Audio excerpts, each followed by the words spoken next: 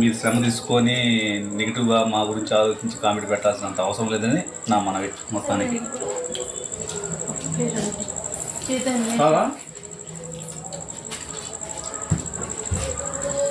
మా టైంని బట్టి సందర్భాన్ని బట్టి వీడియోస్ కంటెంట్ మారుతూ వస్తుంటాయి. అది మీరు అంటే నేను ఎవరిని ఇది ప్రత్యేకంగా మన ఛానల్లో పాజిటివ్ వైబ్రేషన్ ఉన్నోళ్ళు, పాజిటివ్ మైండ్ ఉన్నోళ్ళు